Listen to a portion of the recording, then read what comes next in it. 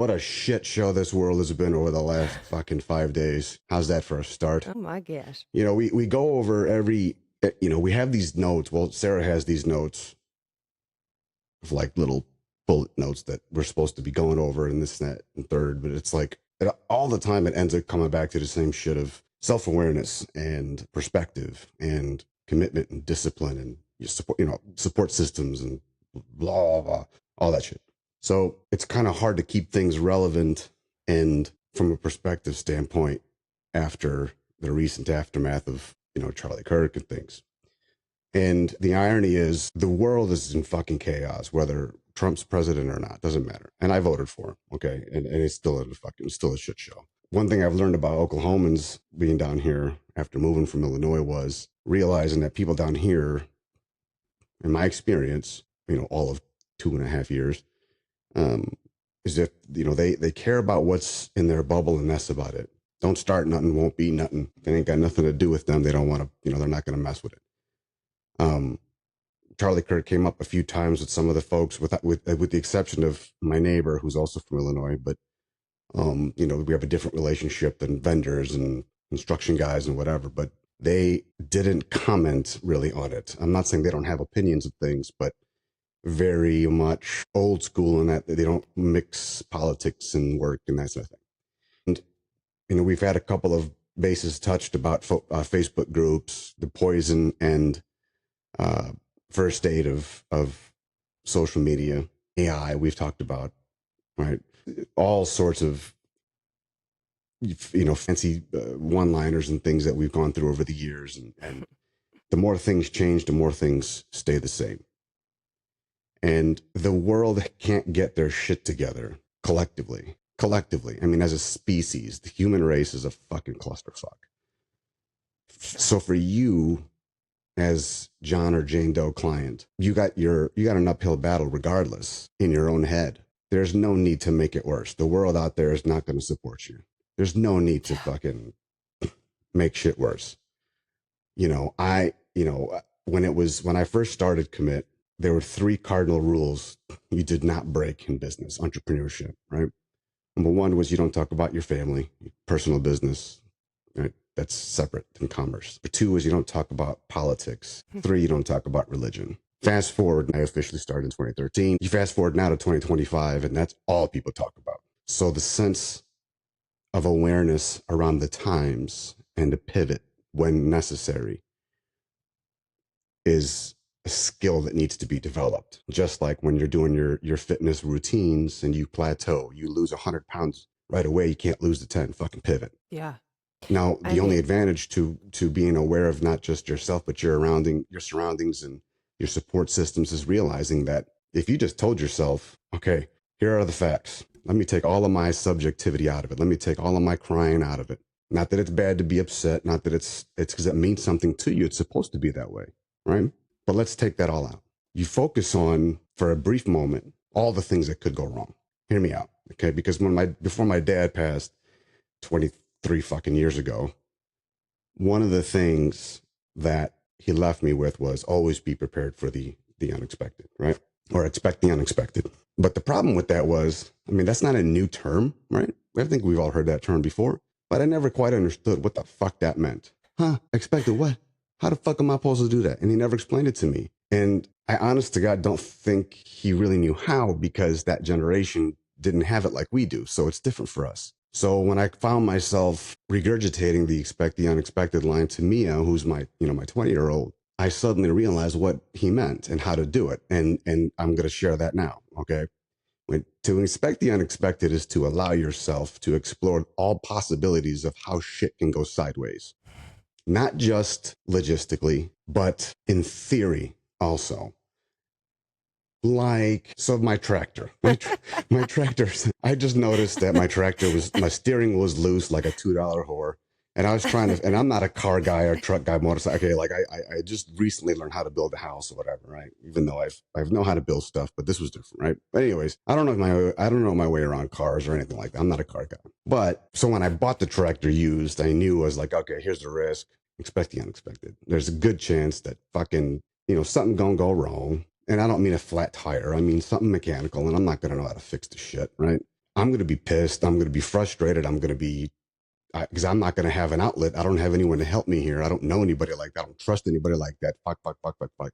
And I allowed myself to go down that rabbit hole so that I'm not stuck in a deer in headlights when dumb shit happens and I can't lean on the strengths behind why I'm doing that thing in the first place. Right.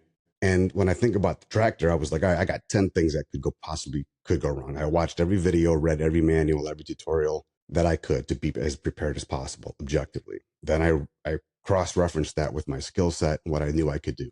And then I dumped in those unexpected things like, well, how bad is it going to be heat-wise?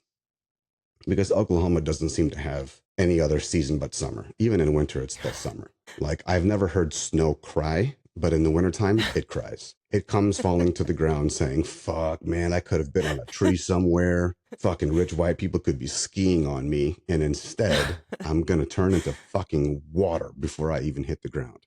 You know what I'm saying? I'm going to be fucking evaporated and back to gas. Like, what the shit, right?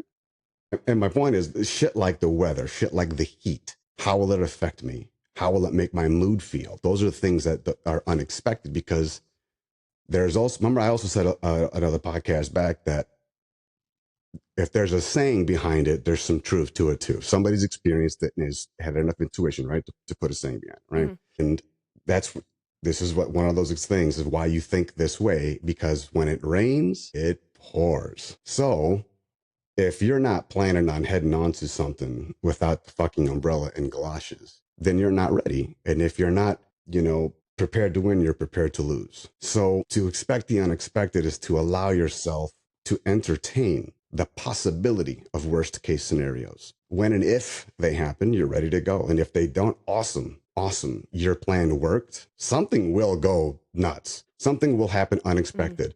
And if you're prepared for it, you know what'll happen that's unexpected? Shit might just actually be perfect for you. You never would have expected it to be perfect. And you know what? You win either way. You see what I'm saying? But that's my perspective on things. So when you talk about your fitness goals, reeling it back in, to expect the unexpected behind shit like that is, even if you're a grown-ass person, mind you, right?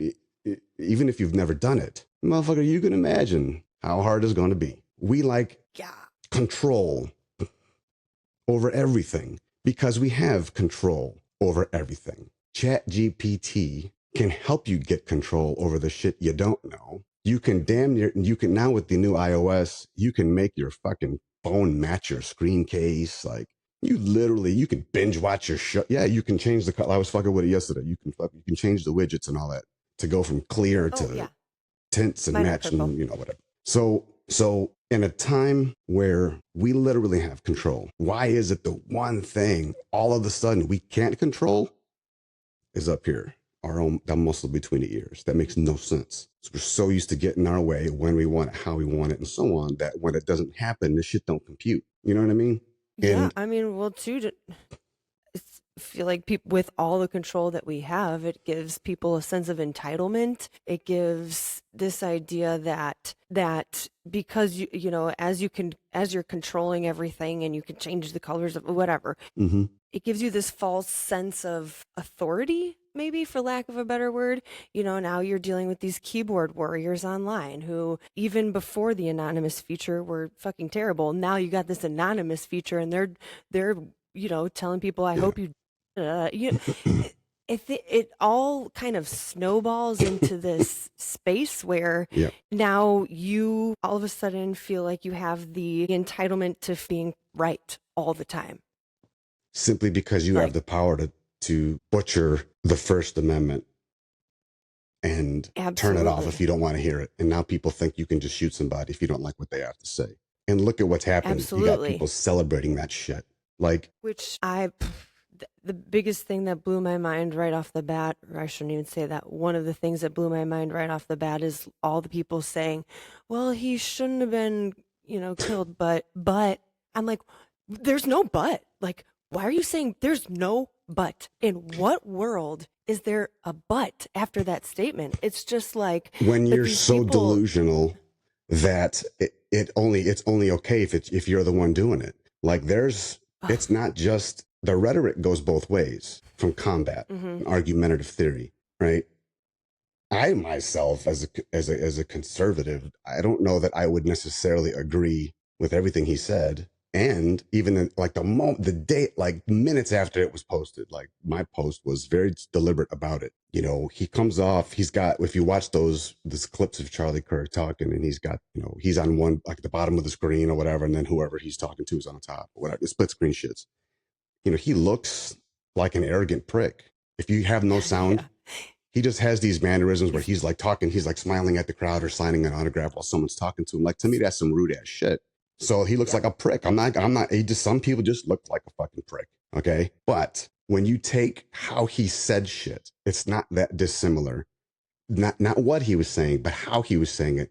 It ain't that dissimilar than the delivery or what was being said from Kamala and what's his nuts, and you know the entire network from media all the way up the chain.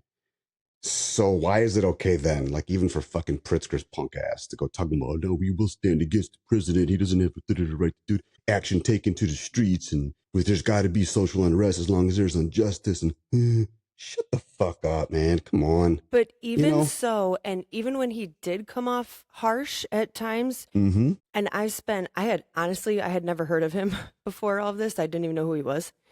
And I spent that whole night, hours and hours and hours watching content, and not just like the, 20-second clip, but finding the longer ones and really reading into the Yep. context of what he was Mm-hmm. saying.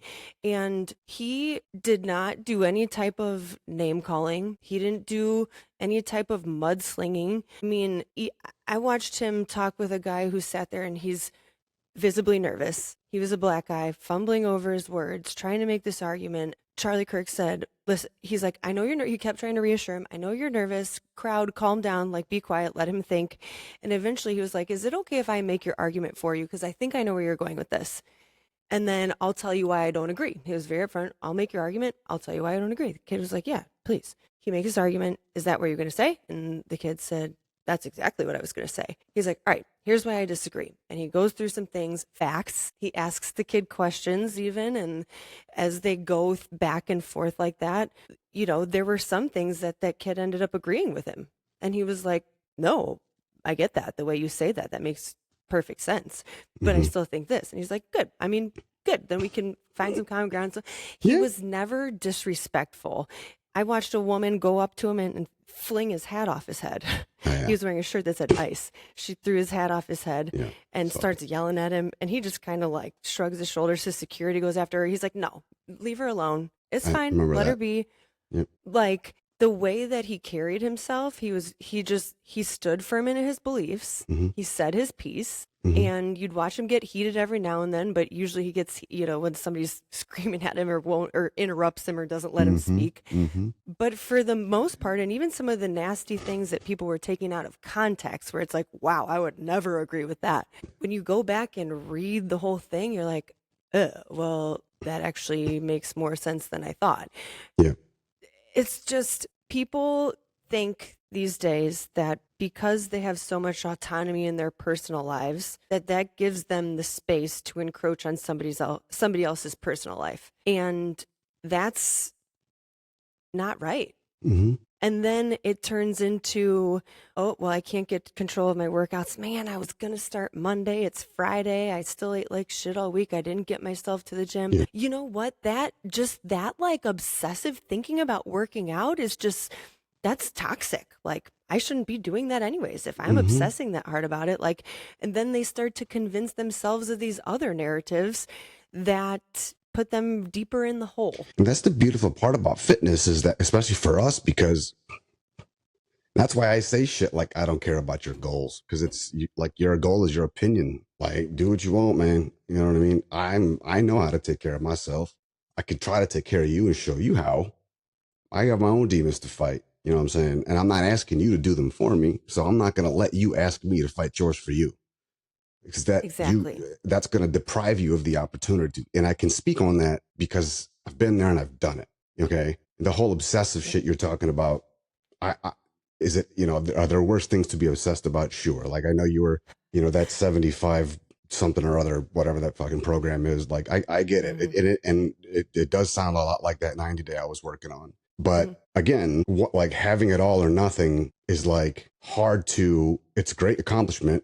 I don't know that you don't get that sense of accomplishment and euphoria from it, um, just by from simply accomplishing a goal. It doesn't mean you have to get about it that one way. The all or nothing, there's a certain sweetness that comes from staying super duper disciplined, for sure. Resisting peer pressure, for sure. Does it come without regret? I guess that depends on where your head's at. Because if you're not going to have birthday cake at your kid's party because you want to be a psychopath about diet and exercise, okay, if you can ride that train, then choo choo. I mean, good for you. You know what I'm saying?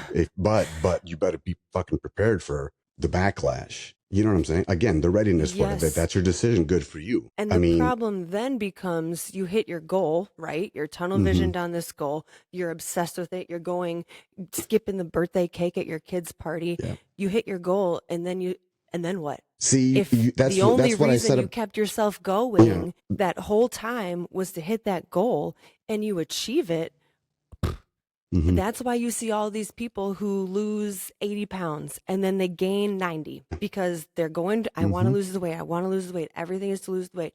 You lose the weight yeah. and you got so sidetracked by the goal that number one, you forget why you were working toward the goal. And number two, you have no idea what actually inspires you. Mm-hmm, And if you don't know yeah. that, then that 80 pounds is all you'll ever lose. Yeah, I don't think that the absolution is the best possible way because we're not absolute creatures. You know what I mean? I don't, you know, even as a Christian and baptized Catholic, I don't even believe in necessarily anymore in the whole like, if you behave good, you go to heaven. If you don't, you go to hell. Because what? It's something about it just feels off to me. And I'm working my way through that. But in a fitness realm, I'm going to keep that one. I'll save that one for another day. But in the fitness realm, it's not that dissimilar. If you can still hit your goal by having a treat here and there, or whatever you want to call it, right? You can hit your goal by not eating the bad stuff, but maybe not eating as much of the healthy stuff too. Like finding, like I said, with the analogy about what I was giving clients in the beginning about that road going straight forward. I don't care if you hit every side of the road, guardrails and whatnot. I don't care if you flip the car that goes in reverse, but you're still going forward. As long as you're moving forward, we're good. We'll get there. Period. Now, That's why I'm a guy who does both. I'll go hard in the kitchen and hard in the gym, right? I'll have my lazy days in the kitchen for sure, and then I'll go out and maybe have a half-assed workout. Does that mean you asked me the other day? But we talked about does the trainer look the part and whatever else, and you know should trainers be in shape and things like that? And I don't think they should need to be a fat ass. But then again, if they're brilliant, then good for them. Then their niche is not necessarily doing boot camp workouts for you. Cool, you know what I'm saying?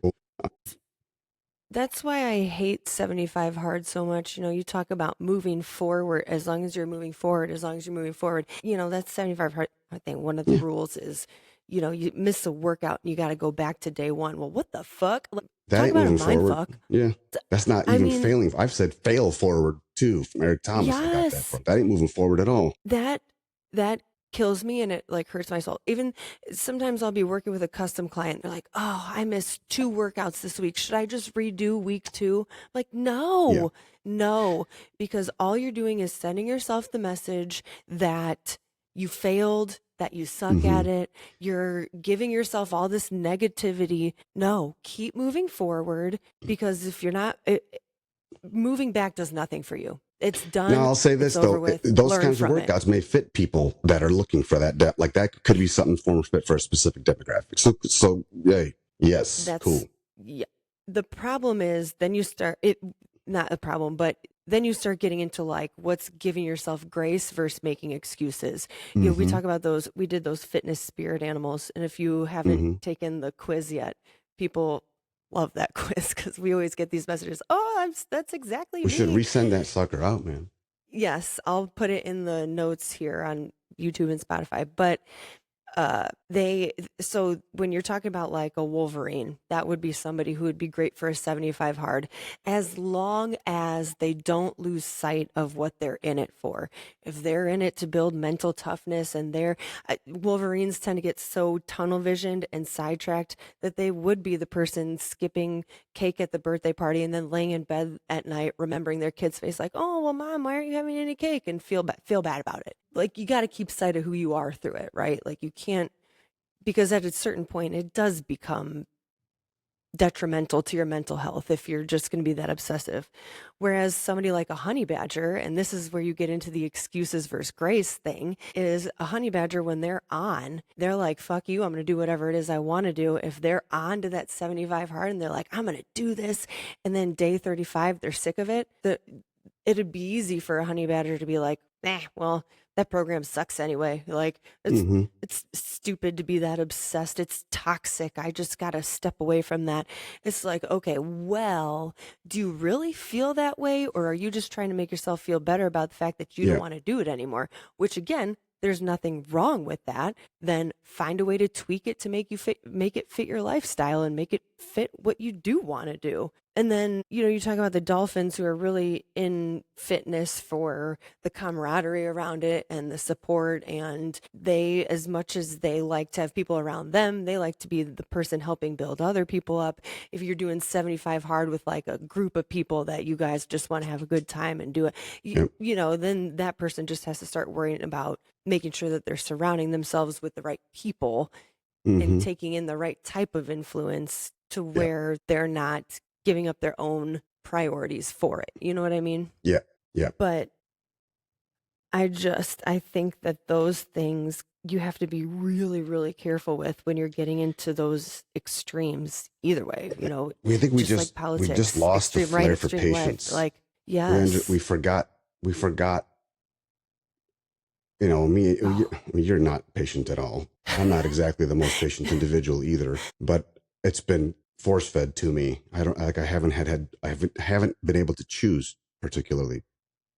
I haven't been able to choose being patient as how am I trying to say this? Being patient hasn't really. I haven't had many other options with how I've had to navigate through shit over the last couple of years because there was so much out of my control and so much that I had to learn to add to the pot of those unexpected things I never would have even fucking thought of as being obstacles. Like going through a mm-hmm. fitness journey, you would think that your best friends and family would be the first to support you. Never would a million years you'd think that they'd be the ones hating on you.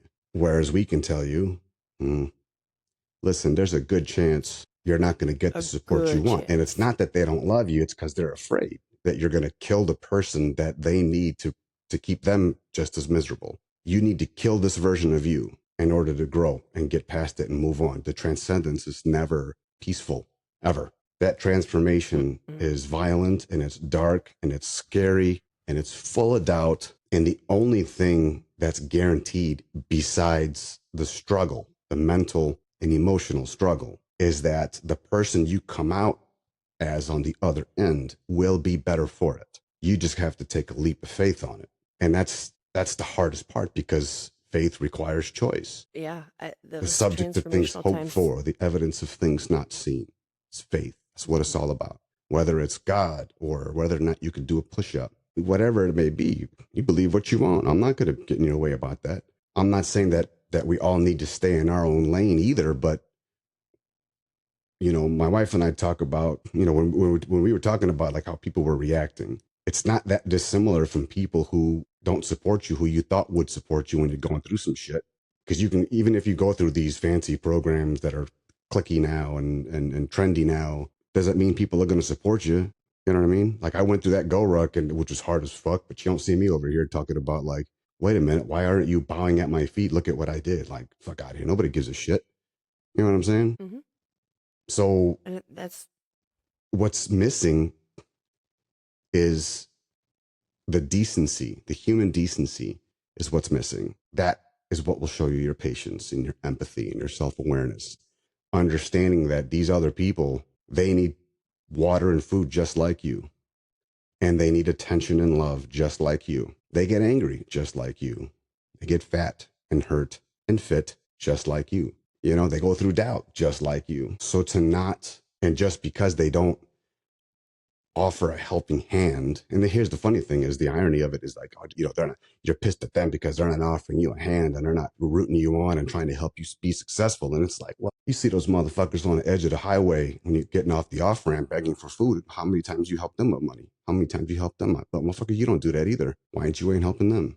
Because you're no different. It's because I don't believe them. They're lying. They're okay. whatever you think is, you don't care enough about it. They're out there regardless, whether or not they're lying through their teeth, then they actually are living well, which makes no sense, but they're going to be out there anyway on the corners in the heat or in the bad weather, begging for food, begging for money, putting themselves in that position. Like, doesn't matter.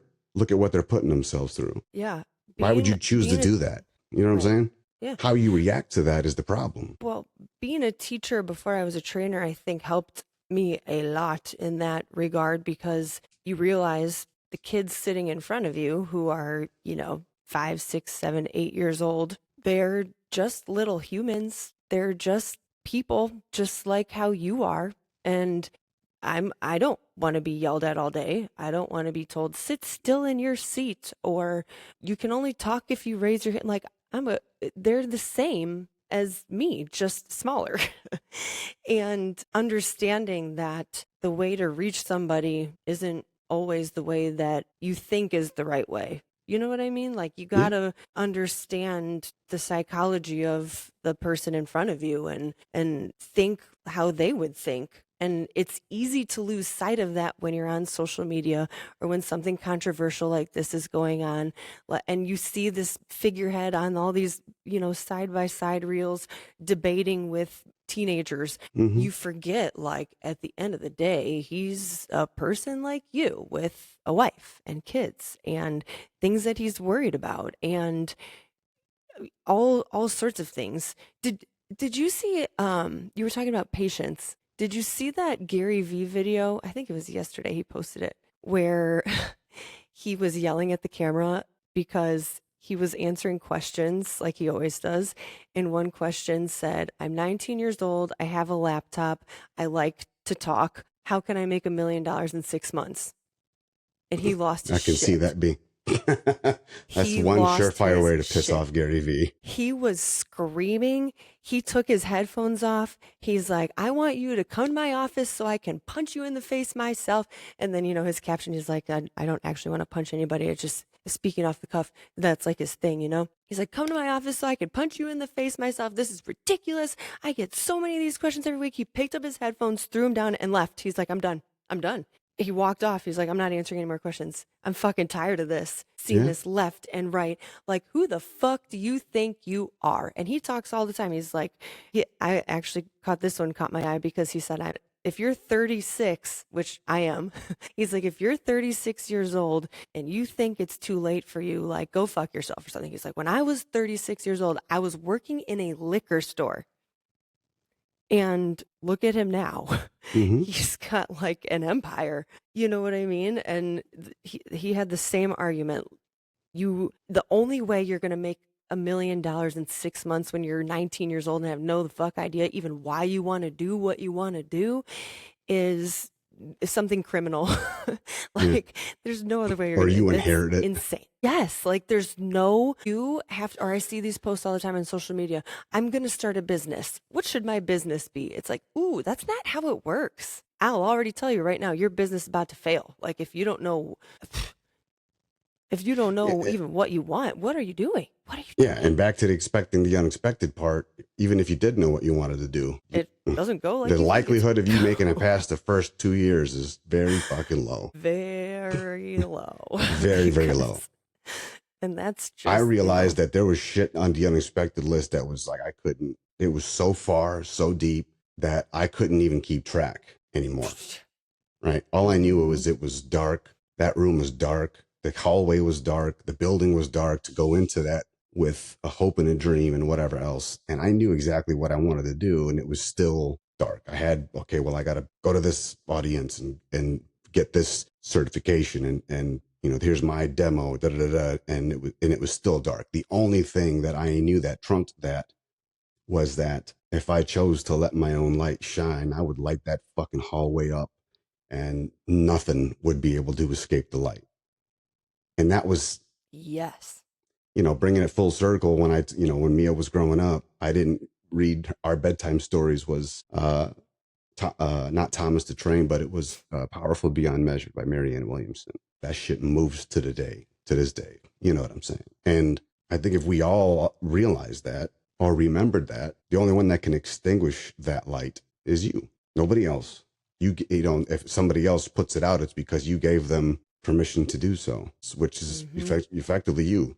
That goes back to being accountable for those things. Yes, that's something that I remember all the time when there's new people walking in here, especially, Commit Fit here in Plainfield is where we work in person one on one with people or in small groups. Even right now, there's someone who recently started, and when I talked to her on the phone before she started, she goes, I need this. I know I need this. I don't feel like myself. I need to get myself out of this place. Never worked out. She walks in here. The workouts are hard for her, of course, Mm-hmm. but not just that. She doesn't know what any of the exercises are. And Mm-hmm. she has a really hard time with each individual exercise as we're going. And she hasn't It's quit. awesome. She's been here a couple weeks now, and even though I am sure it's so hard to walk into a room of people who seem like they know what they're doing more so than you, and I'm sure it's embarrassing to an extent, not that it should be, it shouldn't be. I tell her all the time, like, this is my job. This is what I'm here for. I'm happy you're here. Like, that's why I'm here. I'm sure still to an extent you feel some type of way, like feeling like you're always the one that needs help or you're always doing it wrong or this, that, and the other, but she has stuck with it so hard, and that's awesome. That's like what you're Mm-hmm. talking about, right? You walk in and it looks like, how the fuck am I gonna do that? I I mean, the don't best even part of know what a dumbbell from a barbell is. How am I gonna lose 50 yeah. pounds? See, the best part is if you can get your mind right around that, that's good news, because if you did know what all those exercises were and you did know the variations and the modalities of strength training and whatever, and you're still the fuck out of shape, what the fuck? What's wrong with you? You know what I'm saying? So Hmm. at least if you don't know something, that means there is a stone left unturned. Shit. Yes. Imagine what happens when you start really looking at how many stones were left unturned. You'll be surprised the shit you're capable of doing. But Yeah. you got to switch lenses in order for that to happen. There's a trade off to that, because that kind of thing does not come easy, don't come cheap, and it certainly doesn't come fast. And a lot of times it comes at the expense of some of your support system. You walk into something like that, Yep. and Yeah. now all of a sudden your husband's like, well, ew, this is a disgusting dinner. Like, I don't want to eat that. Or that's what, like, what's wrong? What do you mean you can't, sit on the couch and watch this Netflix show with me tonight? You got to go work out, or like, you're not even going to have dessert with me on our date night. You know what I'm like it, and then it becomes, you start questioning yourself. That's when you And be like, I'm working out so that I can be your dessert, bitch. yeah, I'm trying to do all these yeah. exercises so I can squat down on your face, punk motherfucker. Be grateful.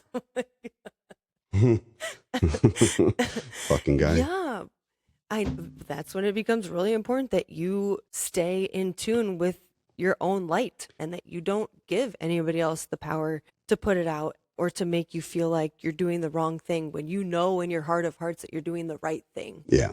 Yeah. It's just interesting how all this stuff can relate to like fitness and life and relationships and politics. Like, I always say that fitness, I feel like, is a gateway to everything else because the things that you learn in the gym, and if you really stop and think about the way that your brain and your emotions and your actions and how your actions relate to your emotions are working through something like a weight loss journey, the way that those skills and the ability to persevere and the willingness to persevere translates into other parts of your life Yeah. is, it's insane. And it's like life changing. It's life changing. I had a brand new client this morning was just telling me about that, about, her husband started working out and it changed his whole life. And there were a bunch of things that changed that was just like really cool to see, and to see how that snowballed into something that didn't just help physically, but helped it Yeah. everywhere.